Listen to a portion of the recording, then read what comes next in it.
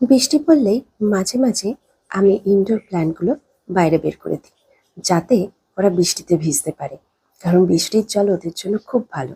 কারণ বৃষ্টিতে থাকে নাইট্রোজেন, যা ওর সবুজ পাতাগুলোকে আরো সবুজ করতে সাহায্য করে।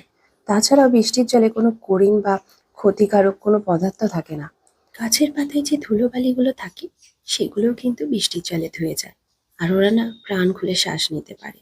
তাই মাঝে মাঝে না ওদের বৃষ্টির জলে আমি ভিজতে দিই, বলি আনন্দ কর। তাই আমি ওদের জন্য বৃষ্টির জল ধরে রাখি কন্টেনারের মধ্যে। কারণ যেসব মাসে বৃষ্টি হয় না সেই সব মাসে বৃষ্টির জল পাবো কোথায়। তাই ওদের জন্য কন্টেনারে ভরে রাখি, আর সেই টাইমে ওই জলই ওদের দিই। গাছের সংখ্যা হয়তো কম, কিন্তু যে কটা আছে আমি চেষ্টা করি ওদের যত্নে রাখতে। তাছাড়াও বৃষ্টির জলে পিএইচ এর পরিমাণ 7 স্কেলের কাছাকাছি থাকে, যা গাছের জন্য খুব প্রয়োজন। তাছাড়া তো বৃষ্টির জলে অক্সিজেন থাকে, যেটা গাছের জন্য খুবই ভালো। কারণ ওরা সারাদিন তো ঘরের মধ্যে থাকে, তা অন্যান্য গাছের মতন ওরা কিছুই পায় না বাইরে থেকে। তাই মাঝে মাঝে বৃষ্টির জল দিলে এগুলো অনেকটাই পূরণ হয়। আপনারাও কি এইভাবে বৃষ্টির জলে দিয়ে রাখেন? কমেন্টে